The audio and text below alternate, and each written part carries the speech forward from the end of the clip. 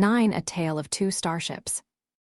Slave Dump Doorway Base Hangar Day 173/30 January 2018. 0920. The ship was called Exodus 1 and was in horrible condition. Telford could see that the locals had done the best they could, but there were holes in the hull and that the windows were not properly sealed. He could also see several patches of scorching. Next to him, Jaihez appeared to be well aware of the ship's condition. Then she nodded and led the way towards a room on the other side of the gate room. This was where the data from telescopes was collected and processed by a computer that reminded Telford of the dialing computer back on Earth. There were several people working the computer. Jaihez dismissed them and then sat at the computer. "Have a seat, Colonel," she began. "There's something I need to show you." Telford sat down behind one of the workstations, while Jaihez entered several commands into her station. When she was done, the screen in front of him changed to show a star chart. 2 of the stars had a red circle around them. Has it occurred to you how convenient all of this is? Destiny just happens to be parked in orbit of Slave Dump, conveniently in the range of our teleporter, and we just happen to have the means to send a device back in time, one that can affect the wormhole the way we needed it to. "Yes, it has," Telford said. "Well, Destiny was not always here." She worked the controls, and when the stars with a circle around it blinked. It was originally in that solar system until a nearby star suddenly became a pulsar. Now the other star with a circle blinked. Something that, based on all the data we have on that star, should not have happened. It sent out radiation bursts that forced whoever is on that ship to relocate it here, and there's more. Jaihez stood up and made her way to a nearby filing cabinet. She opened one of the drawer and took out 2 boxes. Because our attempts to build a time portal for the device we used to divert the wormhole were not going well, and then these appeared. She put the 2 boxes on a nearby table so that Telford could see them. Both boxes were made out of metal and covered in alien writing, and that writing was something he had read about in Destiny's reports. Tilde Eden, this is the same language that was on the obelisk, tilde. One contained the key component for the time portal, and the other had what we needed to make the diverter work. How did the diverter work? It created a pulse of gravity that changed the course of the wormhole. Telford nodded. Then he began explaining about the expedition finding Eden, the alien obelisk that had been there, and what had happened when the people who had stayed there had returned to Destiny. After he was done, there was a moment of a silence. Then Jaihez looked at a large reel-to-reel tape recorder next to filing cabinet. Perhaps life is like the tape in this recorder, with death being the end of the tape. And these... She paused, looking for the right words. Planet builders managed to rewind the tape, thus restoring the people who died on Eden to life. But then the tape started going forward again. And eventually... Yes, it would. So this time they changed their approach, and instead of rewinding the tape, they edited the narrative recorded on it, allowing the story to continue. So what do we? It was at this point that one of the guards came rushing in. He handed Jaihez a note, which she read right away. She then handed the note to Telford. It was written in Nakai, but the translator behind his ear projected an English translation. Whoever had Destiny had recovered the bodies of the people they had spaced, and they had realized that numbers were not adding up. So now they were scanning the planet, and it was only a matter of time before they found the people of Slave Dump and attacked. There were 17 inhabited mine shafts, with each being home to several thousand people. "We need to go on the offensive," Jaihez began, "or Destiny will wipe out everybody on this planet." "Yes, we do. Show me what information you have on the ship." Jaihez sat down behind the computer again and began inputting commands. Soon, data began scrolling across the screens in front of them.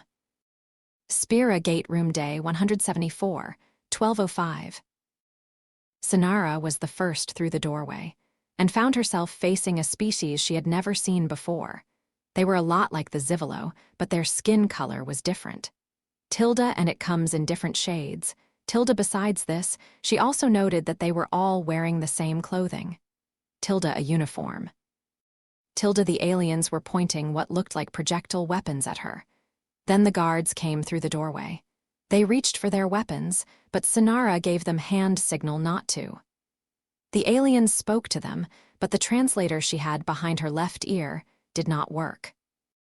"I do not understand you," Sonara said. One of the aliens said something, but she could still not understand. The alien who she thought was male kept talking, and then her translator began to beep. "Tilda, it's forming a translation matrix." Tilda, she gestured towards the alien, who got the idea and kept talking. Then there was a beep. "Understand me?"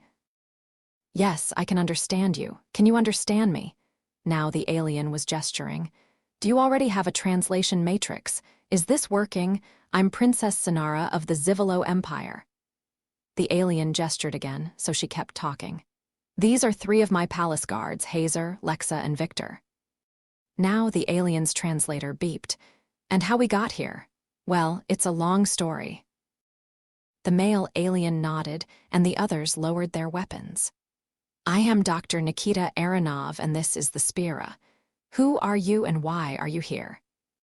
Sonara nodded, and then began explaining about the Empire, and everything that had led them here.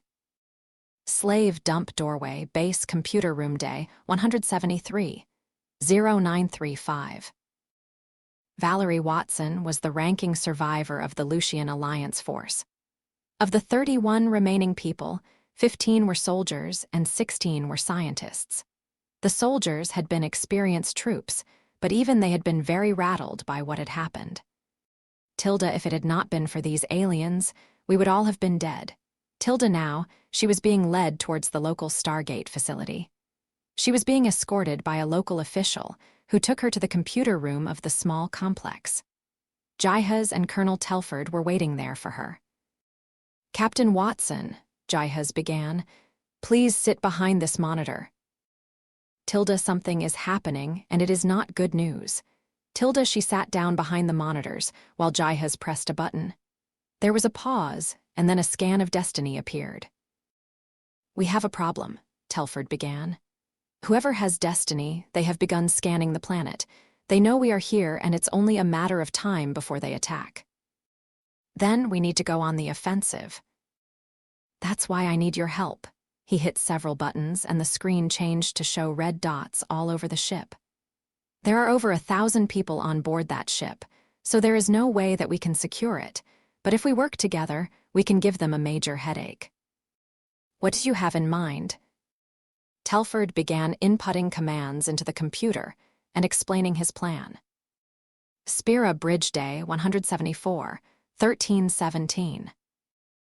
All 4 Zivalo were in the mess hall. They were being guarded, while Carlson and Haley were trying to get more information on their species. But from what Vale had heard so far, they were in major trouble. Not only was it merely a matter of time before they attacked with ships, these people used the Stargates. The Vicerants had refitted Spira with a Stargate shield, but that had not online until now. But the real problem was that they dropped out of FTL every time somebody dialed in. Tilda, and if the Zivalo figure that out, will never make it across their space. Tilda, of course, they did have Sonara aboard. But Vale couldn't help thinking that if something sounded too good to be true, it usually was. He was about to head to the mess hall to talk their visitors when the long-range sensors detected 3 alien vessels. "How long until they get here?" 3 minutes, sir," Carl Grogan said from the tactical console. "Shields are up and weapons are fully charged." "Tzalo, drop us out of FTL and divert the power to the shields." "Yes, sir." Spira dropped out of FTL and Tzalo diverted the power.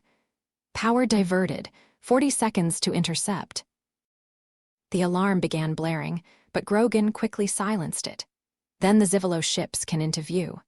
They were triangles, with a round nose and sublight engines on one side. The forward section had several gun emplacements, and there was a dome that was clearly the command center in the middle. Finally, An iris-like door sat in the exact center of the underside. It opened, and one-man fighters began dropping out. "These things are the same size as us," Grogan said. "Open fire." Grogan opened fired, while Tizalo threw the ship into a turn to dodge the enemy fire. The warships returned fired, and despite Tizalo's best efforts, hit Spira twice. "Shields down to 80%, Grogan said. "Minimal damage to enemy vessels." They hit the nearest Zivalo warship 4 times, doing some more damage. But it was not enough. The aliens hit them and their shields came down to 55%. "Tilda, we need a plan." Right now, Tilda, he checked the sensors, but there was nothing in range. They had dropped out of FTL between 2 solar systems. Grogan hit the warship again as Sonara walked onto the bridge. She made it to the command chair before Major Teldy grabbed her arm. "You can't be here," she said. "I can get them to stand down." She reached into her pocket, taking out a small cylinder with a button on top of it. The device was pulsing with green light. "This is my emergency beacon. Every member of the royal family has to carry one of these," she gestured towards the bridge consoles. "And each has a unique code. Connect this to the main transmitter and they will stop shooting." "We can't trust her," Teldy said as the Zivalo hit them again. "Shields are down to 33%, Grogan said, "and we're still not doing any damage to them." Vale snatched the beacon from Sonara's hand and bolted to Science Station 2. He understood what Teldy was thinking and why she was thinking it. "Tilda, what we know about the Zivalo doesn't give us much reason to trust them." Tilda, but if he didn't take a risk, there was a good chance that Spira would be destroyed right here and now. He connected the beacon to Science Station 2 using a special adaptive cable. There was a loud click as the device connected. Tilda score 2 for the new Asuran refit. Tilda. "It's working," Jennifer Haley said. She was manning the console. "We're transmitting some kind of code." The result was instant, but not exactly what he had expected. One of the warships turned and fired on the ship nearest to Spira. That ship threw itself into a wild turn and returned fire. The third ship was caught between them and took several hits, causing a section of its shields to collapse. Grogan and Tizalo saw their chance, and soon Spira hit exposed section of the vessel with everything she had. It exploded, starting a chain reaction that destroyed the entire ship. The others' 2 ships were still shooting at one another, until 2 massive explosions broke the black of space for a second. "Any survivors?" "No," Haley said. "No escape pods, no teleports, sir." He disconnected the beacon and turned it off. Then he made his way back to Sonara and gave the device back to her. "Thank you," he turned to the bridge crew. "Tizalo, take us back into FTL. Haley, get our repairs going." Both acknowledged the order, while Vale turned his attention to Sonara again. "Now, I think you and I need to have a conversation." "Yes," Sonara said as Teldy let go of her arm and she put the beacon away. "Yes, we do." The 2 of them walked out, leaving the bridge crew to oversee the repairs. They had just escaped from destruction, and to Vale it was crystal clear that unless they came up with a major plan, they were not getting through Zivalo space alive. "Tilda, and for that, I need all the information I can get." Tilda, so he and Sonara had to have a long conversation. Exodus 1 Cockpit Day, 173, 1100. Exodus 1 looked horrible on the outside, but the inside was pristine. As soon as she had seen it, Watson had asked them why they were building this ship. Yes, the cities were slums, but they were free from the Zivalo, and there was beauty here as well. The answer had surprised here. It turned out that the Zivalo had rigged the life support systems with machines that released acid. That acid slowly ate away the rest of the equipment. In the early days, the locals had managed to sabotage the machines by messing with the computers. Then they had built pipes to divert the acid. But now that trick had stopped working. In 3 years, Slave Dump would be uninhabitable. So they had built Exodus 1, hoping to find a way off the planet. The only thing that was missing was the hyperdrive, but there was a good chance that they would not need it. Slave Dump was a gas giant, and both Watson and Telford believed that it was not where the Stargate had been placed by the seed ship. Tilda, the Stargate, was probably from another planet in the solar system. Tilda, all they have to do is to find it. Tilda. But for now, Exodus 1 had another mission. She and Telford would fly the ship to Destiny, and they would launch an attack. Their goals were to get their hands on the ancient communications stones and the ship's supply of shuttles. There was one ancient shuttle and 2 alien ships, which, based on the scans, appeared to be an alien version of what the Tory called puddle jumpers. Tilda ships designed to move through the gate. Tilda, but the main goal was to disable the program that was keeping Destiny in place. If Destiny did a FTL jump, the aliens would not be able to attack Slave Dump. As she sat down behind the controls and began the pre-launch checklist, Watson's mind wandered to Colonel Young and his crew. Based on the scans, they were still in stasis. The problem was that the shuttles didn't have enough space to get Young's crew and the 24-member assault team back. Even if they added Exodus 1 to the mix, and thawing them and leaving them behind was not an option, so they would leave Young and company in stasis. This was left them with one loose end. Tilda Ali Wallace. Tilda, there was no way to know what had happened to him, nor would they be able to look for him. They finished the checklist, and Telford fired up the thrusters. As he did that, Watson opened the hangar doors. Then they fired the sublight engines, and Exodus 1 made her way into the atmosphere. The assault on Destiny had begun. 10 Assault on Destiny. Exodus 1 Cockpit Day 173, 11:08. Exodus 1 was approaching Destiny. Whoever was in control of the ship had been making extensive repairs to her. Telford could see this because the metal they had used to seal the hull breaches was a different color than the original material. But the main discovery was that Destiny was not alone here. There was also a Nakai ship in orbit. It was located further from the planet than Destiny. Alas, he did not get time to ponder what this meant, because the proximity sensors told him that he had to get ready for the boarding. Tilda, here we go. Tilda. Since they were not welcome on board, they would have to cut their way in. He landed the ship on top of a relatively flat piece of the ship and pulled a lever. A hatch opened in the bottom of the ship.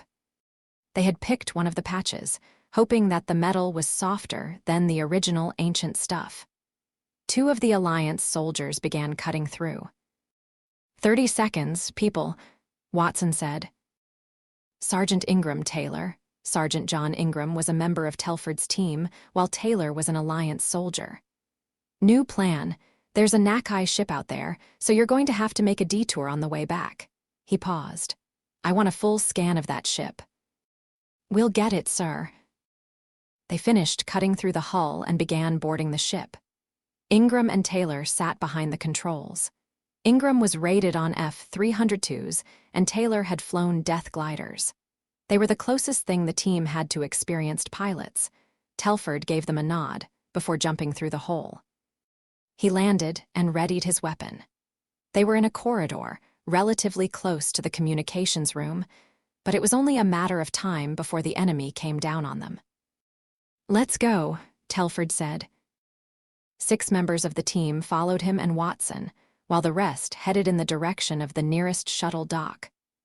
Telford's team made it to the communications room, but there were several people inside. The colonel was shocked when he saw them, but it was Watson who said what he was thinking.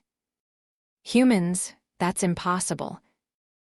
These people were wearing uniforms that looked like they had been lifted from World War II. 2 of them went for their weapons and got shot. The rest raised their hands. 3 members of the team kept their weapons trained on the hostiles, while Watson searched for the ancient communication stones. She found them and the device that they needed to be used with.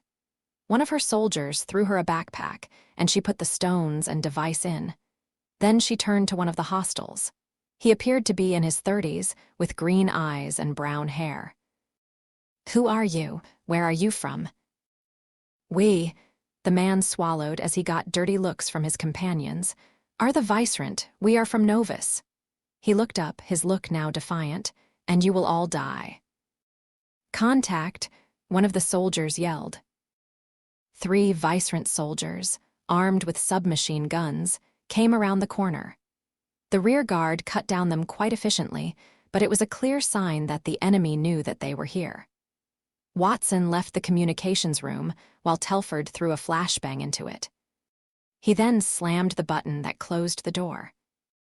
"Bridge?" Watson asked.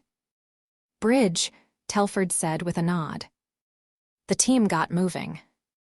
Destiny Corridor Day 173, 11:19.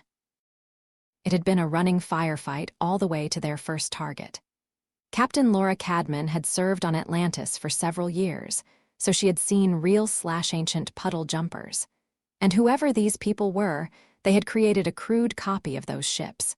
They had also modified the shuttle dock. Tilda makes sense. The jumper is much smaller than the ancient shuttle. Tilda, without the modifications, the airlock wouldn't have been compatible, and the clamps that were supposed to keep the jumper in place would have been useless. One of the Alliance soldiers had taken the controls and had launched the jumper towards Slave Dump at full speed. Now they were shooting their way into the shuttle dock where the second jumper was. Or at least, trying to. "This is going great," one of Alliance soldiers said. "We're absolutely not pinned down." "Gee, I hadn't noticed," Cadman said as she shot another enemy soldier. "Well, since I'm stating the obvious." The soldier fired another few shots. "Did you notice the bad guys are human?" He fired again. "How does that work? The last time I checked, humans don't just pop out nowhere." "Time travel or something. Trust me, the details will make your head hurt." Before the soldier could reply, somebody managed to shoot the last soldier that was keeping them from advancing. They made their way to the jumper. The bulk of the team got into the jumper. Cadman and 7 others would go for the ancient shuttle and try to keep it secure until Telford's team got here. Then, hopefully, they would use the shuttle to make their escape to Slave Dump. Of course, nobody said so out loud. Tilda otherwise, something is bound to go horribly wrong. Tilda, which might happen anyway. Destiny Bridge Day 173, 11:25. The last Vicerant soldier went down. There were no civilians on the bridge, which made it crystal clear that this was some kind of military operation. Tilda, they were clearly not expecting visitors. Tilda, the next thing Telford noticed was there was some kind of computer next to command chair. It was wired into all the consoles. He and Watson went into the room, while the other took up positions to defend it. "That's not supposed to be here," he said as he approached the computer. Watson made her way to one of the control consoles and began checking things over. The look on her face made it clear that what she found was not good news. There was a control panel on the Vicerant computer, which was not secured. The display was in a variant of English, so Telford could read what it said. "There's a network of these things throughout the ship. They're suppressing Destiny's AI," he said as gunfire erupted in the corridor. "Tilda, they've found us. Tilda, that's how they've managed to keep the ship in place for the past 5 years. What have you got?" "Bad news," Watson said. "They did something Destiny was never supposed to do. The ship is programmed with a schedule. That's what the AI used to control the countdown clock when Destiny was on autopilot. But now this ship is 5 years behind schedule. And the AI has become obsessed with getting back on schedule. If we break the Vicerant system permanently, the ship will jump into FTL and she won't drop out until she is back on the programmed timetable." She paused. "She won't stop for supplies, she won't care for the crew. And the 9th chevron will just stop working. So supplies from the Milky Way will not be an option either. So, anybody left on this ship will be royally screwed." "Pretty much," Watson began. "If we don't get Colonel Young and his crew off soon, we're not getting them off at all. The good news is that if we blow up this unit and run the right diagnostics, we can temporarily disable the suppression system. It will regain control once the diagnostics are done." "Will that be enough time?" "Yes, "The diagnostic lasts 6 hours, but the Vicerant won't know that," Watson said as she worked the console. "It could take them weeks to find the ship. You need to blow that thing to pieces." Telford put a charge on the Vicerant computer. The reason they had limited their team to 24 people had not just been the space aboard Exodus 1. There had only been 24 projectile weapons available. They were not Earth weapons, but the closest thing was a M16 assault rifle. Besides these, they had also been given pistols that resembled the Russian TP-82. The charge was plastic explosive, not that different from C4. Telford and Watson left the room, closing the door. 5 seconds later, the charge blew. "Okay, we have 10 minutes until this ship jumps into FTL," Watson said. The team headed out. Now it all depended on Captain Cadman and her team. If they lost their ride of this boat, this whole thing was going to end badly. Destiny Corridor Day 173, 11:33. The hostiles were making a hard push for the ancient shuttle.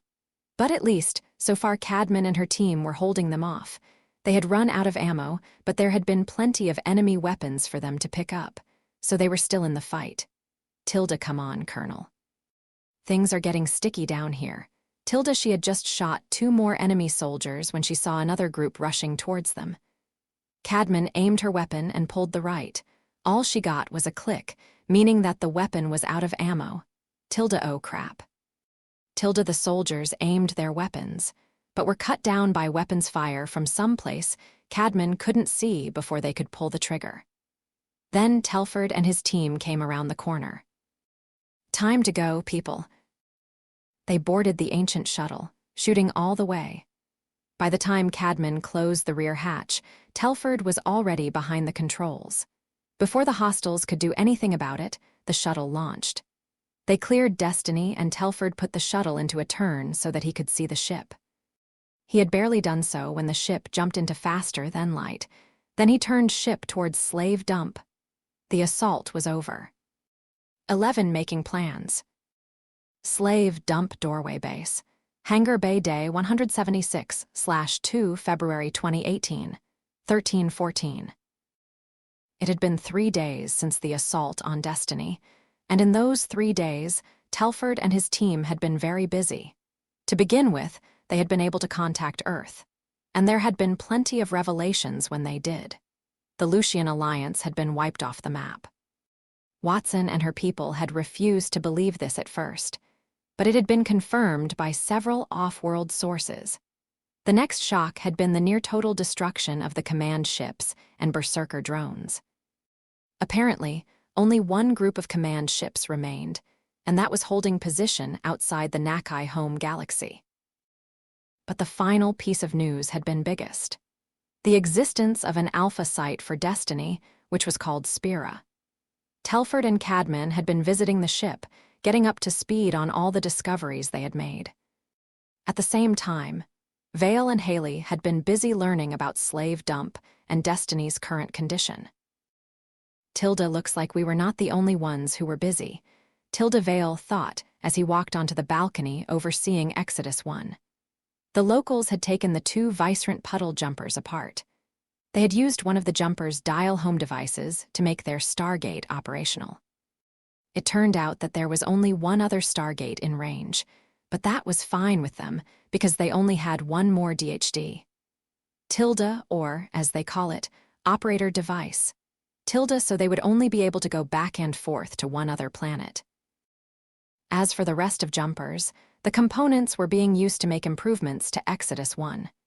If the Vicerant came for Slave Dump, the ship would be ready to defend the planet, and it would not be alone. The scan of the Nakai ship had revealed it to be empty. While that made no sense to anybody, nobody had complained. The locals was sure the ship had not been booby-trapped. Once that was done, they had added the ship to their fleet as Exodus 2. But the real value of the ship was that this was the vessel where the Central Authority, Nakai, had experimented on Chloe Armstrong. And Dr. Bennett believed that the data on that experiment was their best chance of curing Lieutenant Tamara Johansson. While Bennett and his staff were working on that, the locals had been working on another project. Between what they had learned from Telford's group and taking the Vicerant puddle jumpers apart, they had decided to reanalyze their old information on destiny.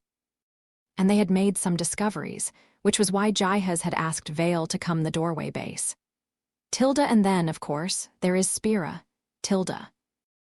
Vale had not been sure about Sonara, but she had saved the ship, and she had answered all his questions. In the end, he had gotten the impression of a young lady who had been displaced from her life suddenly. Tilda takes one to know one.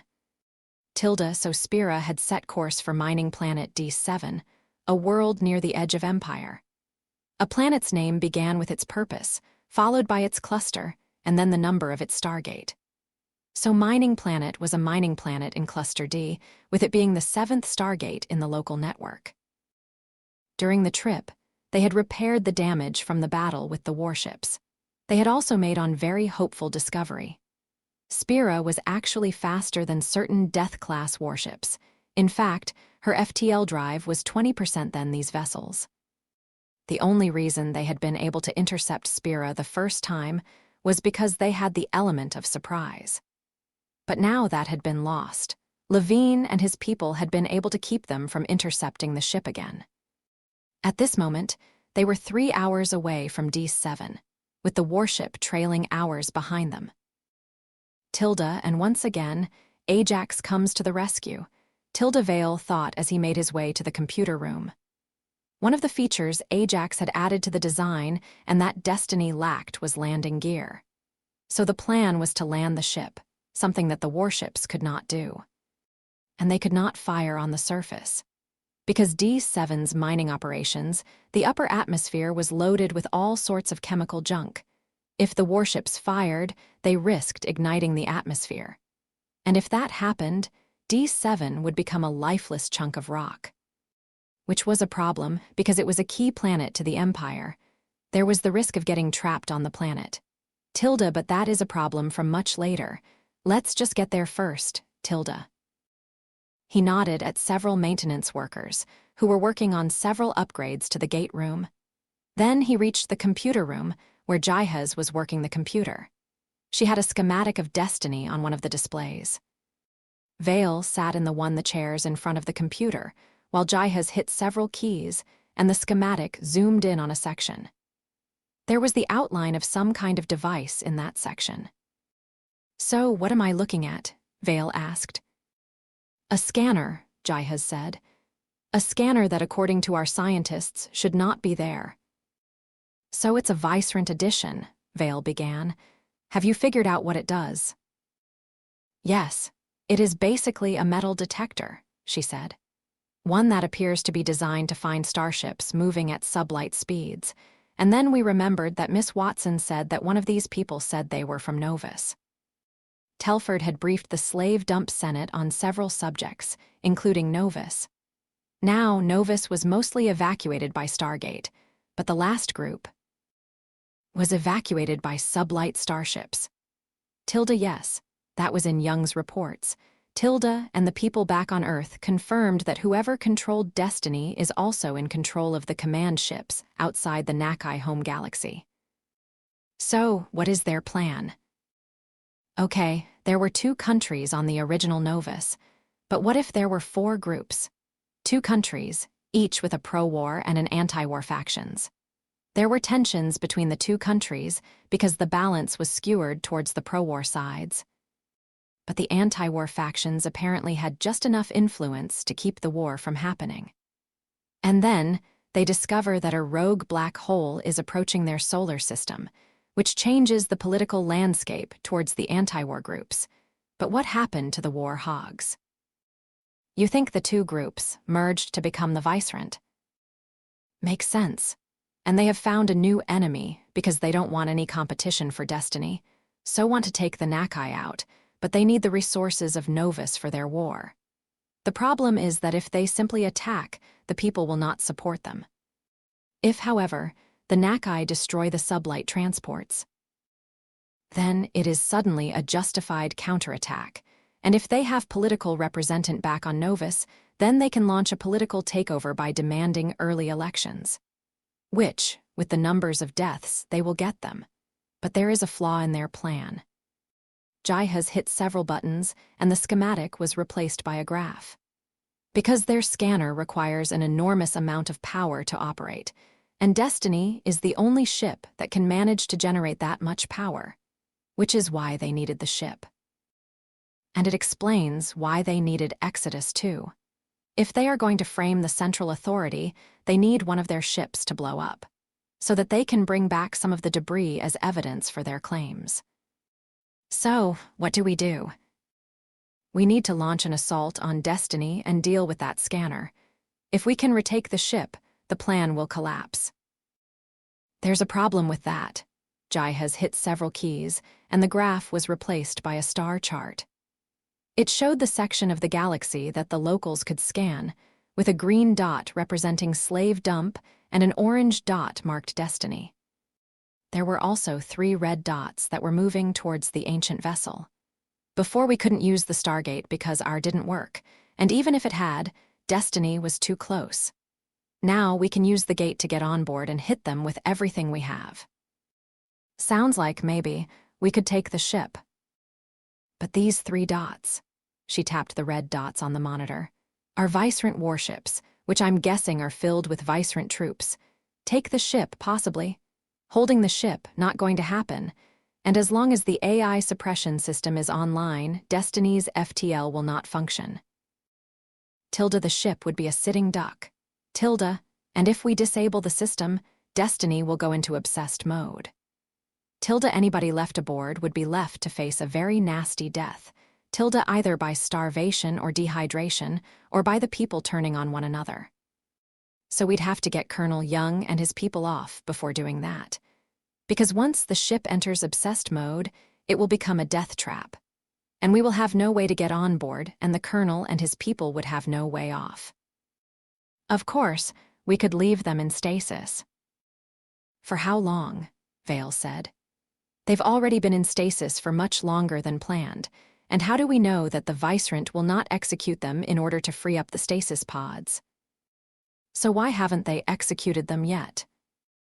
Because if they bring home the ancestors, it will seal their political victory. But if their plans fall apart and things get desperate, they will not be so considerate. He tapped the red dots on the screen. How long until those ships reach Destiny? 9 hours and 17 minutes. Vale nodded. Time to get to work. Jai has put the scans of the ship back on the monitor so that they could begin planning the assault. As they got busy, Vale realized that there was one potential major hiccup in whatever they came up with. Young and his people might not want to go. Rush will throw a fit for sure. Fortunately, the crossbows the locals used could also be loaded with tranquilizer darts. So, if they had to, they could knock out the crew and drag them through the gate. But they had to get there first. So he got back to planning. Slave Dump doorway base. Gate room day 176, 1600. Telford checked his gas mask and found it solid. He put it on and readied his weapon. The locals had provided them with twice the amount of ammunition they had for the first assault. They had also rechambered the captured Vicerant weapons to work with their ammunition, which allowed them to bring another 8 troops. This meant that they could commit all but 1 soldier to the assault. After some discussion, it had been decided that Cadman would stay behind. The Iris would keep any hostiles out until they were ready for the return trip. But when they dialed Slave Dump from Destiny, they would need somebody experienced to keep things under control on the planet's side of the equation. "Here we go, people," Telford said. The gas masks had radios built into them so that they could communicate. Watson selected the address, and the Stargate began dialing. As it did its thing, Telford pondered the fact that half his force was made out Lucian Alliance soldiers. Some would say that he was foolish to trust them so fast. But we did nearly die in the vacuum of space. And they had a shared enemy in the form of the Vicerant. Even if the Alliance had not been wiped out, working together would have been necessary simply to survive. Watson had a good deal of common sense, which was part of why he trusted her. Betraying Telford and his team would not have gotten her anything. His ponderings were ended by the gate finishing dialing. He grabbed a nearby box and opened it. These people are really creative. Slave dump had been a mine, with the mining process having the nasty side effect of creating toxic pocket of gas. The locals had found a way to gather that gas and turn it into something non-lethal. Inside the box were 6 gas grenades. Telford and Ingram grabbed 3 grenades each. They pulled the pins and lobbed them through Stargate. Telford counted to 3, then bolted through the Stargate. 12. Déjà vu. Destiny Gate Room Day 176, 1602. Watson had followed Telford through the Stargate. As she made her way into the gate room, she flashed back to when they had first arrived on board Destiny. Once again, there was gas in the air and people were passed out on the floor. But this time, it was the Vicerant who had been on the receiving end. The grenades had knocked out everybody in the gate room and the nearby corridors. Those grenades really did the job. The rest of the team arrived and Telford gave her a nod. She turned to her team and gave them hand signal. They headed out. Watson and 7 others would see to disabling the AI suppression system, while Telford would take 11 people to get Colonel Young and his crew. Everybody else would stay in the gate room and keep it secure. The plan to destroy the system was to assault the bridge. Once it was secure, they would use a pair of batteries to create and power surge that would fry it. The batteries came from the Vicerant puddle jumpers and packed quite a punch. Mining Planet, D7 Governor's Home Day 176, 1602. Sinara was sitting on a balcony overlooking the capital city of D7. Spira had arrived and landed on the planet. The warships chasing her had gone into orbit, but had not fired. Colonel Vale's gamble paid off. They had probably contacted the new Zivilo Prime and asked for new orders. The thought of the trouble that would cause the Senate pleased her to no end. They need me to be their figurehead, so they will send in ground forces. D7 had no royal army presence, but she was sure there were soldiers on other planets. Thus, it was only a matter of time before they came through the Stargate. And what do we do then? Her mind wandered to her grandfather. Yalak had sacrificed himself and her father Axos. And his friends for these people, and the bulk of the palace guard. Was it worth it? Lieutenant Colonel Vale had allowed her to leave the ship after it had landed. So she had gone to find a place to think about it all. The governor, an elderly man called Gavis, had offered his office to her, and she had taken him up on this. So here she was. Thinking about the future, Gavis asked. Gavis was Yalak, she sighed. Was my grandfather a fool to make the sacrifices he did, for people we know nothing about? I've never met your grandfather, Gavis began, but I have friends on New Zivilo Prime, and they told me the truth, no propaganda. Your grandfather was no fool. Did you read the text they call rewritten history? Klaus had used his nanites to make a copy of the book before they had buried the original for General O'Neill. Yes, Sinara looked at Gavis. I presume you have read it as well, he nodded. Do you believe what it says? I have lived long enough and asked enough questions to know that it is true. Gavis had asked plenty of questions when he had been a child, and his grandfather had loved telling stories. He had also learned things in his many years as governor of D7. Because it was a key planet to the Empire, he had very high security clearance. And no, your grandfather was not a fool. He joined her at the railing. The Inner Senate wanted to prevent the test of time travel device, but doing so would have wiped out the Nakai, Ursini, and Jinako. Not to mention billions of Zivilo. All of them would have died from the disease. It was wrong and it was foolish. He paused. Like you said, we know very little about these Tori. What evils have they defeated over the years? What darkness would eliminating them allow to rise? There's more these people than just their influence on this galaxy. And what does that make us, if we go around wiping out entire species? Sinara nodded. Not to mention the cure we got from Novus. It was used thousands of years ago, but our species has changed since then. We have undergone several genetic mutations in the years between, and I have found no evidence that it was ever tested on modern-day Zivalo. They were going to use an untested cure on what little remained of our people. Yes, Gavis said. And it gets worse. They want to repeat our greatest mistake. We build slaves out of flesh and blood and abused them.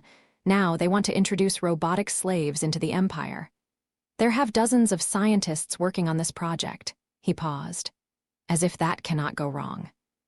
But there are many things about the mind and the soul that we have yet to discover, Your Highness. Who knows what could be borne out this decision? Sinara pondered what he had said and looked at the city. She had a decision to make. Tilda, and whatever path I take, I won't be easy. Tilda, and a big part of that decision was whatever Colonel Vale decided to do next, so she went to ask him. Destiny Stasis Chambers Area Day 176, 1618. Watson and her team had managed to fight their way to the bridge. They had radioed that they were ready to destroy the suppression system. As they had done that, Telford and his people had been in a running firefight to the armory. From there, they had gone to area with the stasis chambers. Telford had just shot the last guard, securing the area. Tilda, well, at least for now, Tilda. How many weapons do we have? Telford asked. Plenty to go around, Ingram said. Between the weapons from the Vicerant and what we got from the armory, we can arm everybody from the pods. Start thawing them. If Rush give you any trouble, shoot him. Telford grabbed his radio. Watson, have you found anything on Ellie? =/= nothing so far, Colonel. =/= Watson said. =/= we're still looking. =/= Understood. When the crew has gone into stasis, they had been one stasis chamber short. One of the chambers had been damaged. After some discussion, Ellie Wallace had decided to stay outside the chambers. The real problem had been that Destiny had been low on power and supplies.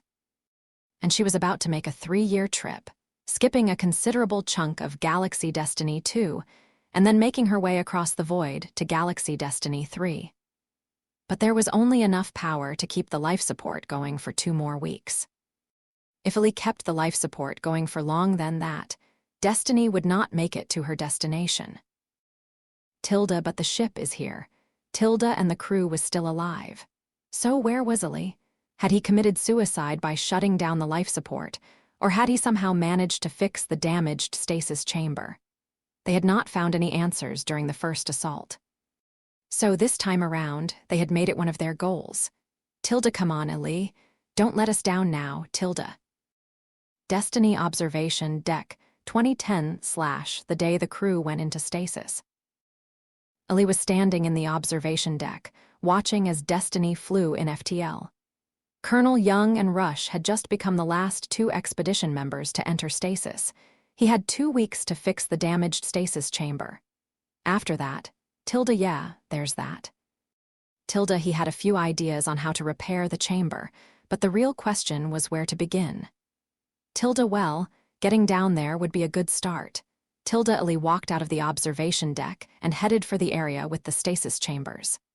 When he reached the area, he made his way to the control console. What the hell? The console was not only online, but displayed a message. Tilda fixed it. You'd be surprised what you can do with alien nanites and a time machine. And yeah, it's cheating. But who cares? Lieutenant Colonel Mark Vale. Tilda, Ellie grinned and began to work the console. He set a time delay and then quickly stepped into the chamber. 2 seconds later, the chamber closed and activated. Destiny Stasis Chamber Area Day 176 / 2 February 2018. 1625. The first thing Ellie saw was the door of the chamber, sliding open. Rush was arguing with Telford, but Ellie couldn't hear what they were saying because of the nearby gunfire. There were also several people there that Ellie didn't know. Tilda, where did they come from? Tilda, the argument came to end when one of the newcomers, a sergeant, shot Rush with a tranquilizer dart. Said sergeant then turned to Ellie. Mr. Wallace, I presume. Oh yeah, that's me. Welcome to 2018. Now get to the gate room. Destiny is about to be overrun by bad guys. The sergeant gestured towards the exit. Go. Ellie ran from the stasis room. Tilda 2018. That's 5 years too late. Tilda, but between the look on the sergeant's face and the gun battle going in the corridor, he figured that now was not the time to ask. He noticed that Rush was being carried away. And that whoever these people were, they had brought a wheelchair for Dr. Park. Lisa Park had gone blind shortly before they had gone into stasis. She could walk just fine. Fast, however, was another thing. Tilda, these guys knew they would end up in a firefight and would have to move fast. Tilda, when he reached the gate room, he found that everybody was being evacuated. Well, that explains why Rush was yelling. He muttered to nobody in particular. He got the feeling that if they left Destiny now, there was a good chance that they would not be coming back. But before he could object, he was ushered towards the gate. Tilda, another evacuation with no idea what is on the other side. Tilda, they had somehow come full circle. He gave the gate room one last look and then stepped through. Destiny Corridor Day 176, 1631. Watson and her team were on their way back to the gate room. The Vicerant had larger numbers, but their troops were not as experienced as her team. They had sent an electrical surge through the cables that connected the Vicerant control nodes. It had fried the AI suppression system, so Watson figured that Destiny would jump into faster than light as soon as the wormhole closed. When they reached the gate room, they found that the defense team had been in quite the fight, and it was still going. But at least, so far they had held the gate room. Then Telford teams came around the corner, firing their weapons. She also spotted several people she did not know. Tilda, looks like they got Colonel Young and his crew out. Tilda, she shot another Vicerant soldier while retreating into the gate room. Telford gave the order for everybody to go through the gate. Tilda, how did he convince Young to go along with this? Tilda, not that it mattered right now. She could figure it out once they were all back on Slave Dump. Tilda, we really need a better name for that planet. Tilda. Everybody began making their way through the gate, while the military personnel covered the evacuation. Finally, there was nobody left except her and Telford. She kept shooting as she backed towards the gate. Tilda, time to go. Tilda, Watson shot one more soldier and bolted through the puddle. 2 seconds later, Telford followed, and 2 seconds after that, the wormhole disengaged. Another 5 seconds passed, and then Destiny jumped into FTL. 13 Aftermath. Slave Dump Doorway Base, Gate Room Day 176, 1635. Colonel Everett Young was standing on a ramp and overlooking organized chaos. After his stasis chamber had opened, he had been surprised to see David Telford standing outside. Telford had told him that they needed to evacuate Destiny. The ship's artificial intelligence had apparently suffered some kind of psychotic break, turning the ancient vessel into a death trap. At the same time, Destiny was facing an invasion by a hostile force, and her FTL drive was not working. The depth of their trouble had become clear when several soldiers had attacked the area with the stasis chambers. While Young had believed Telford, Dr. Nicholas Rush had not. Rush and Telford had history. The two of them had gotten into an argument, which had ended when Rush had been shot with a tranquilizer dart. After that, the military personnel had engaged the hostiles, while the civilians were evacuated through the Stargate. Now, both Destiny's crew and Telford's group were in a gate room. The only exception was Rush, who was still out cold and being carried away by 2 soldiers. In the middle of the room, somebody was giving instructions and keeping things going. Young made his way down the ramp and recognized the officer as Laura Cadman. The collar of her uniform indicated that she was a captain. "Captain." "Colonel," she said with a nod. "So, where the hell are we?" "Slave Dump," Cadman began. "It's an friendly alien world." "And I'm just supposed to believe that." "No," a female voice said. It belonged to one of the aliens that had kidnapped Chloe Armstrong. Young readied his weapon but did not fire. Tilda, how can I understand her? Tilda, it's my job to convince you, especially after what the Central Authority did to Miss Armstrong. She paused. So, you're going to shoot me or what? Okay, he lowered his weapon, but this had better be good. The alien nodded and led him out of the gate room. Spira Bridge Day, 176, 1650. Spira was parked at the very edge of the capital city, so it had taken Sinara a while to get there. She had entered the ship through the hatch that was normally used to deploy the communications relay and made her way up. Tilda, it's odd seeing her like this. Tilda, the ship was largely powered down. She was also nearly empty, because the bulk of the crew was enjoying some downtime on D7. Nevertheless, there was an argument taking place on the bridge. Jennifer Haley was standing at one of the engineering consoles, while Major Levine was berating Colonel Vale. You lost destiny, Levine was saying. Did I miss something? Sinara said to Haley. This is General O'Neill, Haley whispered. He's our commanding officer. Ah, he's using the ancient body switcheroo thingies, she paused. What? Nikita told me about them. Tilda, and he probably didn't ask permission either. Tilda Levine/O'Neill hadn't noticed their little conversation and was still berating Colonel Vale. And you decided to tell me this little detail after the assault. Well, I figured that you might not approve the mission if I told you, Vale began, and I'm kind of allergic to getting shot. Oh, really? O'Neill said while making a face. Are all your generals like this? Sinara asked. No, General O'Neill is one of a kind, Haley said. Glad to hear that, otherwise Earth wouldn't have any armed forces left. Tilda, if he goes around shooting his own people, Tilda. And what exactly are you going to do now? O'Neill was saying. Considering that you lost Destiny and stranded her crew on an alien planet, not to mention the little hiccup of Spira being pinned down on D7. Actually, Sinara said as she stepped forward, Tilda time to rescue the colonel. Tilda, he had, after all, rescued her from the Senate by allowing her to stay aboard. The colonel asked me to come here so that we discuss that. And you are Princess Sinara, heir to the throne of the Zivalo Empire. So I know a thing or two about local space, she paused. The royal family and the Senate don't really like one another. It's a long story. Ah, O'Neill began. So what have you got? Sinara was afraid that her rescue was about to blow up in her face. But then, a fact popped into her head.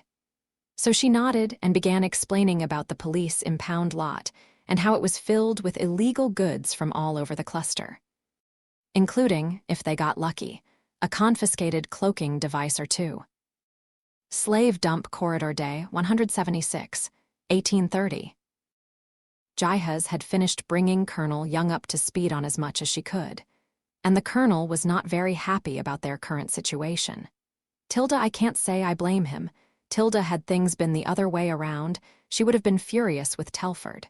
Tilda, and there's the issue of Destiny's mission. Tilda, a message carved into the fabric of the universe itself. Who knows what that could mean? For security reason, that piece of information was only known to the Slave Dump Senate, so she had not discussed that with him yet. So, you're saying that we're stranded on a world that will become uninhabitable in 3 years? Young said.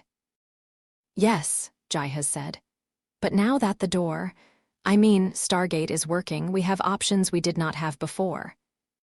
Any other good news? We shot Rush, speaking of which. They reached city's main clinic. I think should be awake by now. They entered the main clinic and found that Rush was indeed awake, and he was even more unhappy than Young. Tilda, it's a good thing that Major Haley briefed me on some of the people before the raid. Tilda.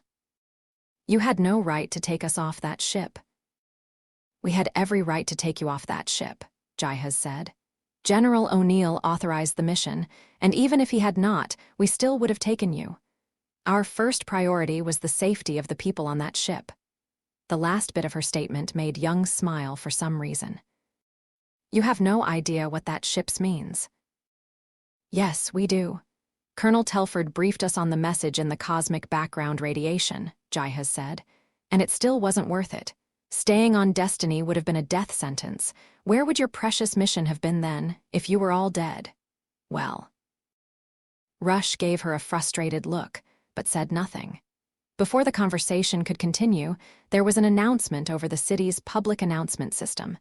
It said that she and Colonel Young were needed at the doorway base, so they headed out. Rush hopped off his bed and followed them. Slave dump doorway base. Gate room day 176, 1845. The gate room was nearly empty. Destiny's former crew was settling into quarters in the capital. They were basic, but there were enough of them for everybody, and when Colonel Young and Jihaz entered the gate room, there were only 2 people there. Captain Cadman and Lieutenant Matthew Scott.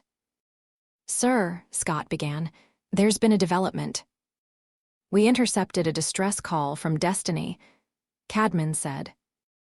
Cadman led the way into the computer room and activated the computer. She hit several keys, and one of the screen came to life. It showed a human in a uniform that looked like it was from the 40s. Based on what he could see in the behind the man, Young figured that the distress call was coming from the control interface room. It was hard to make out what the man was saying, because there was gunfire in the background. // this is Lieutenant Patterson of the Vicerant, // the signal was interrupted, causing the image to go to static. // Destiny has entered obsessed mode. All the controls are dead, the bridge is off, // the picture went to static again. // we have tried dialing the Stargate, to no avail. // loud gunfire swallowed some of what the man was saying. // the troops have begun turning on one another. We don't have enough supplies. And the stasis chambers, // the transmission ended. Well, that settles that then, Rush said. The room lapsed into silence. They had lost Destiny and they all knew it. 14 moving forward. Slave dump Ellie's house day 180/6 February 2018. 0032.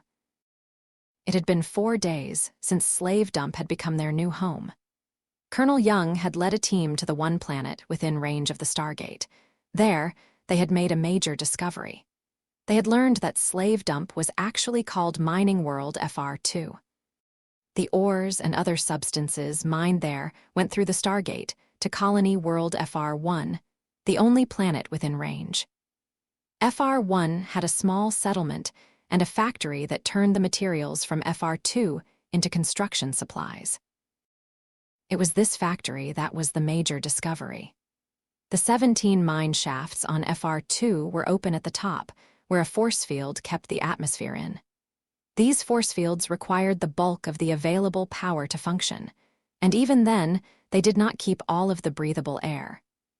With the factory at their disposal, the locals were now trying to build roofs to replace the fields. They hoped that it would provide them with a better seal and buy them time. Not to mention that they could divert the power to other things, including the Stargate. Ellie had been helping with the work on the roofs, which helped him keep his mind busy. But now he was in the small house he had been assigned. He was in bed, trying to sleep.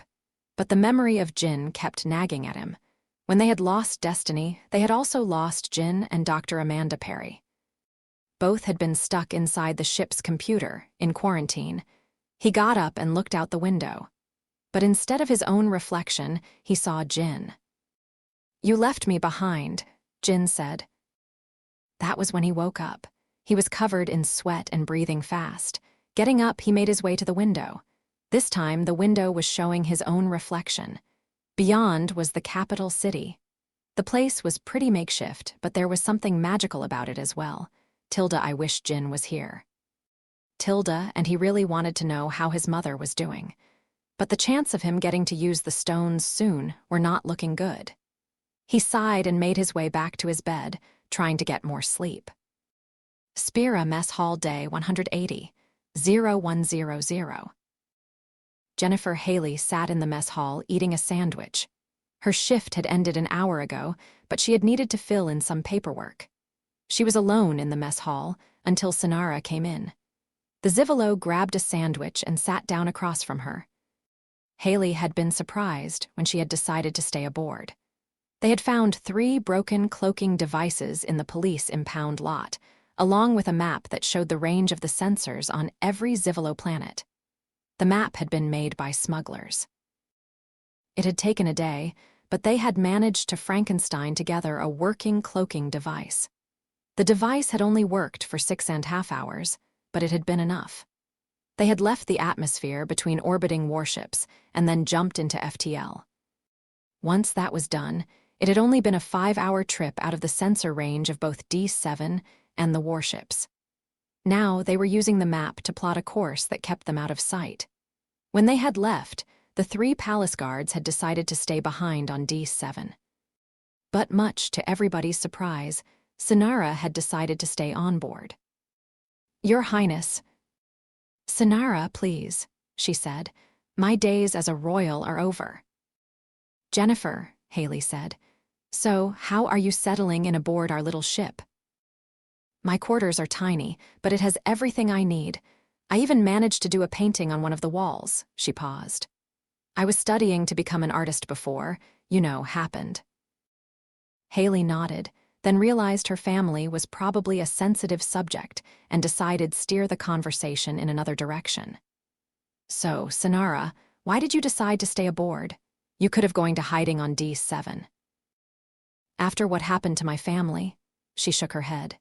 "And the things Governor Gavis told me, I will not go back. I refuse to be a figurehead, and here maybe I can make a difference." She paused. "So, Jennifer, why are you here?" "We don't leave our people behind. And Destiny's mission, a message carved out in the universe itself. I'm a scientist. How could I pass that up?" "You could have been a scientist in some civilian organization. I get the impression that Earth has plenty of those." "Yes, but like you, I was looking for a place to make a difference, and I wanted to see the world and meet people. The Air Force seemed like the best option."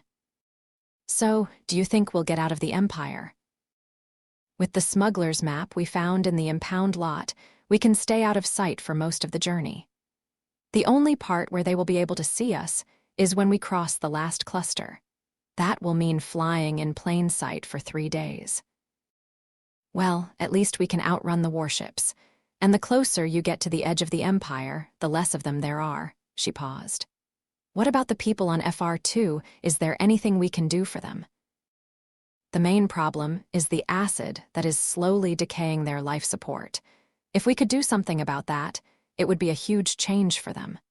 And Colonel Young and his people are basically stranded now. The acid machinery is a safeguard. It was meant to keep the slaves from rebelling.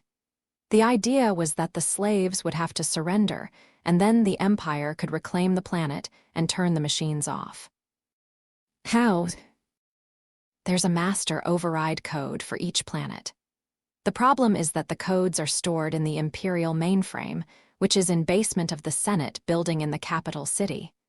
And to make things worse, it's one of only 3 Mark IX mainframes.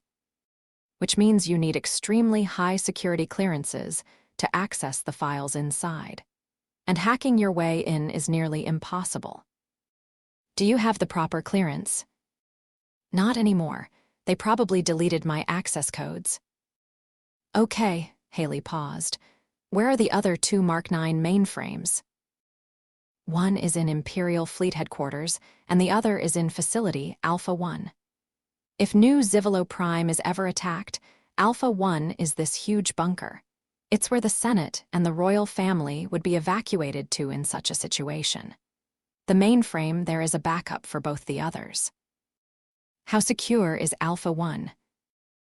"Well, like Cheyenne Mountain, it is inside a mountain and deep underground, when in use." "Oh," she realized what Haley was thinking. "And in lockdown, it is the most secure base in the entire Empire. But right now, it is in dormant mode." And because there would be no point in attacking the base while in dormant mode, it is only guarded by 12 officers. So, getting in should not be hard. But without the proper codes. One thing at a time, let's start with getting through the door. Sinara nodded, and the two of them began plotting what was soon called the Alpha 1 heist. FR2 corridor to doorway base day 181, 0755. Nicholas Rush was on his way to the doorway base. He was not feeling well. Losing Destiny had been a punch in the gut. He had spent the days since in the shack that was now his home. Some people had knocked on his door, but he had not opened it. Tilda, what would have been the point? Tilda, he hadn't talked to anybody, only leaving the shack to eat. And then today, 2 members of Colonel Telford's had broken down his door and dragged him out. So now he was being escorted to the doorway base. When they reached the facility, they found it was being reconstructed. The lobby was being expanded into a proper security checkpoint. Next to it, 2 offices were being built. One was marked Base CO, while the other had Base CMO on the door. Next was the hangar bay that was being expanded to hold both Exodus 1 and Exodus 2. As for the gate room, the cables and electronic had been relocated so that a section of the wall behind the gate was clear space. That space was being chipped away. Above what was clearly going to become a door, there was a marking that said infirmary. Finally, the computer room was being expanded. There was a yellow line on the floor with the words communications area on both sides. Next to that was a hole in the floor and a spiral staircase under construction. The communications area had a table with 2 chairs. There was a communications device, along with several ancient stones on said table. "So, what is this about?" Rush said. "Apparently, the folks on Spira have come up with some kind of plan. This will be a complete waste of time." "Maybe, but I still want you to come." Rush sighed and sat down. 2 seconds later, the ancient stone activated. The doorway base was replaced by a mess hall. Rush had not read anything on Spira, not seeing any point. So he was surprised when he saw that the room was made out wraith tissue instead of ancient materials. Then the briefing began. 15 mid-season cliffhanger. Spira Mess Hall Day 181, 0800. Jennifer Haley would conduct the briefing. She and Sinara had begun working on the plan, but Major Levine had come in while they had been working on it. He had also added some pieces to the plan, as had Klaus and Nikita Aronov, so it had really been a group effort. They had spent several hours yesterday, hashing out the details. They had also made some arrangements with the FR2 Senate, and now they were ready to go. Tilda, presuming General O'Neill gives us the green light. Tilda the General was here to represent Earth, having used the stones to swap with Captain Grogan, while Colonel Young and Dr. Rush represented Destiny's crew. Taking a deep breath, she made her way to an enlarged copy of the smuggler's map mounted on the wall. Klaus had made a wooden pointer stick for her to use. "In 7 days, we will reach the heart of Zivolo Space, Cluster A," she began. "When we get there, the plan is to take both puddle jumpers to New Zivolo Prime. Sinara has told us that, in their arrogance, the Senate has never even considered anybody attacking the homeworld. Its Stargate is totally unsecured." "And what exactly would we be attacking?" Young asked. "There is a fallout bunker called Alpha 1. It has the codes to turn off the acid-making machines that are decaying the life support systems on FR2. Once we get our hands on those, we will be one step closer to securing the future of FR2. But that is not all that's in there. Exodus 1 was built using bits and pieces salvage from an Imperial starship that crashed close to the cities. The Empire colonized the planet, then evacuated it, and then exiled all the slaves to it. And in all that, only one starship crashed? That is very unlikely." Haley paused. "The computers inside Alpha 1 should have a list of every starship that has ever been to FR2. And the proper codes to activate their emergency beacons. With those and a subspace transceiver, we can find every wreck on the planet and in the solar system providing Project Exodus with a large influx of resources. "And how would that help us?" Rush asked. "Rush," Young said in an annoyed tone. "What? Providing these people with resource will not help us. We've lost Destiny, the mission." "Rush," Young said, his tone clearly being his way of telling the scientist to shut up. "Yes, we have lost Destiny, but we have begun hatching a plan to get it back. We're calling it Operation Recovery," Haley said. "After the raid, we will head out of Imperial space as soon as possible. Our goal will be to reach a planet we have codenamed Beacon Alpha as soon as possible." Beacon Alpha is the first planet visited by Destiny's crew. It took Destiny about 22 weeks to get from Beacon Alpha to the edge of the galaxy. However, since this part has already been explored, we believe we can use Illy's program to skip the rest of this galaxy. It would only take us 6 weeks to get to edge of the galaxy, where Phase 2 of Operation Recovery will begin. "Which is?" O'Neill asked. "Both our own and the new Vicerant's 9th chevron workarounds are useless. We used one to get the original crew aboard and the other to get reinforcement by way of the beta site. Spira's security protocols had rendered both overrides inert." She took the map down, revealing another map underneath. It showed 2 galaxies with a line connecting them. "For dialing in. Using them to override the normal protocols for long-range dialing OUT is still doable. So the plan is to park Spira at the Edge Galaxy Destiny 1 and dial a Stargate in Galaxy Destiny 2. And thanks to the folks on Atlantis, we know which gate to target." She paused. "We were so happy that we defeated the command ships and berserker drones that we forgot about our original plan, Operation Supernova. Because it never got executed, there are now 82 refitted Nakai colony domes sitting at the edge of Galaxy Destiny 2. Using the Deep Space Internet and Destiny's reports, we have the location of those domes. And the nearest Stargate, which will be the one that we will dialing. The plan is to send both of our puddle jumpers through, with our new Vicerant crew members and 2 pilots on them." "And then what?" O'Neill asked. "Dr. McKay once designed a hyperdrive for a puddle jumper. It only worked for 2 jumps, and we were never able to recreate the technology. But now, we have new Vicerants on the payroll, so we should be able to refit both jumpers with one. They'll still only be able to do 2 jumps, but that is all we need. The jumpers fly to the domes, drop off the new Vicerant crew members, and then jump back to the planet with Stargate. The new Vicerants will reprogram the domes to fly straight to FR2. Because they don't need food or water, they won't make any stops." The irony of that part of the plan was not lost on her, since it was obsessed mode that forced them to abandon Destiny to begin with. "And those domes will inject FR2 with enough resources to overhaul their cities and execute Phase 3. She took the second map down, revealing a schematic of a starship. The vessel was shaped like a 5.56-inch bullet, or as we call it, chaser. "You want to build a starship to chase Destiny?" Young asked. "That's exactly what we want to do. It will have everything necessary to support a crew of 200, including a working Stargate," she noticed that got her a look from Rush. "We can harvest a Stargate from a nearby planet, and the new Vicerants can reconfigure it to make it work like Destiny's and Spira's, with the address not being based on fixed point in space." "Is that even possible?" Young asked. "In theory," Rush began, "but the actual modifications would require some pretty advanced technology." "And what exactly will Spira be doing during all this?" O'Neill asked. "Doing her best to catch up," Vale began. "We will cross the void between galaxies and then program Spira to skip the part of that galaxy that Destiny has already explored. Our only stop in that trip will be to pick up the puddle jumpers and their pilots.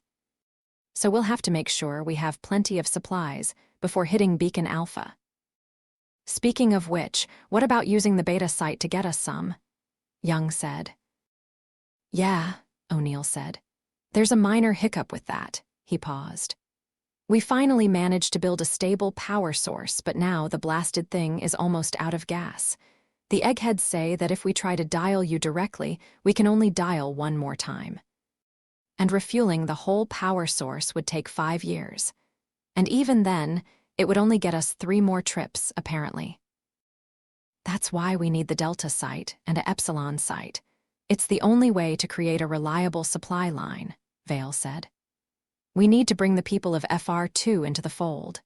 If we become allies, they will let us upgrade their Stargate and use their doorway base as the Epsilon site.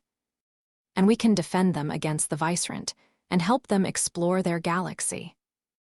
What about Langara, now that the Lucian Alliance is gone? Young asked. Or the new Asurans in the Milky Way? From the reports that I've read, the new Asurans have their hands full making sure that the Alliance doesn't reclaim the territory they lost, Vale said. And Langara is still refusing to help. Even if they agreed to do it, they are currently upgrading their Stargate facility. The new base they are building will not be finished for another 2 years. So it's the Delta Epsilon scheme or nothing, he paused. Of course, none of this is going to happen unless we manage to get those codes. Yeah, how exactly do you intend to do that? Major Haley, if you would, please. Haley nodded and then began explaining what she and Sonara had in mind for the Alpha 1 heist. Spira Gate Room Day, 188/14 February 2018, 23:03. The mission was planned to start at exactly 23:05 hours. Sonara had provided them with information about new Zivaloprime's days and years, which Illy had used to calculate the best time to invade. 23:05 on Spira was 0300 hours on the planet. And on New Zivaloprime, the time from 0245 until 0500 was the darkest part of the night. And because the bulk of the people would be asleep, they would have a good chance of getting through the gate unseen. Puddle Jumper 1 would carry NR1 and Sonara, while Jumper 2 would take along NR4 and Alec Carlson. Major Teldy would be in charge of Spira and keep the gate room ready for any unwelcome surprises. Sonara walked into Jumper 1 and took the seat behind the pilot's seat, where Colonel Vale was preparing to take off. "This is amazing," she said. "Yes, it is," Alex Patterson began. "The Ancients were a pretty smart bunch." The Puddle Jumper powered up and the gate began to dial. Then the ship moved through the Stargate, and Spira was replaced by the courtyard of the Royal Palace. She could make out the palace because of the lights. Tilda looks like it's still inhabited. Tilda, the question was who or whom was living there now. All the servants lived in the nearby town of Torin, so it wasn't them. Tilda, maybe the palace belongs to the Senate now. Tilda, but she hoped it did not. The palace had been in the family for hundreds of years, and she loved the place. Then the Jumper pulled away so that Jumper 2 could come through the gate. The 2 jumpers flew away side by side. 20 seconds later, the alarm sounded, but then the jumpers were already out of range of the defenses. Jumper 1 Cockpit Day 188, 23:15. Going to Alpha 1 in a straight line would have taken only 3 minutes. But they had not wanted to telegraph where they were going, so they had flown over several nearby towns and then cloaked before heading for Alpha 1.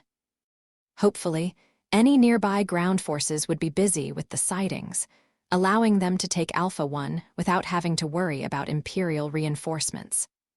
The jumpers were now approaching Alpha 1. "Here we go," Vale said, making our way inside. The jumpers were still cloaked as they flew into the tunnel that led to the entrance of Alpha 1. They reached the end of the tunnel and landed side by side. Only now did they decloak. Sonara followed Vale out of the jumper. She was wearing one of the Tory uniforms, so she fitted in with the group.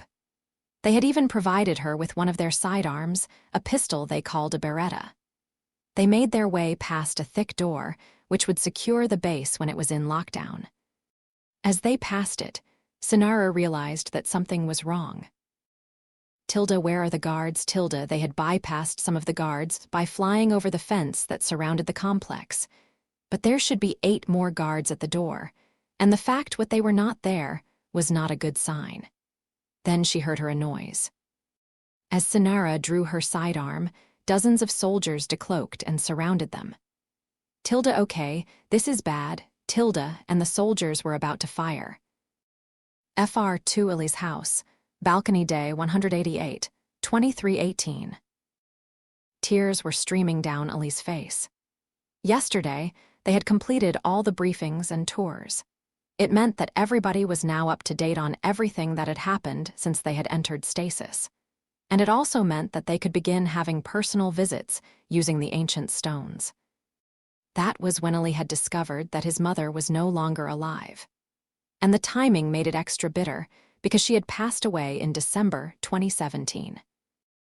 Now he was standing on the tiny balcony that came with his house. The balcony provided a wonderful view of the city, but he was too depressed to see it. In his hands was a revolver. One of his neighbors was a police officer, and the locals did not lock their doors. When the man had gone to sleep, it had been easy for Ellie to recover his service weapon and 2 bullets. Ellie looked at the weapon, his mind in a distant and dark place. So he did not notice when somebody opened the front door of his house. Whoever it was approached the balcony while raising a pistol. 2 gunfire reports echoed through the night. To be continued.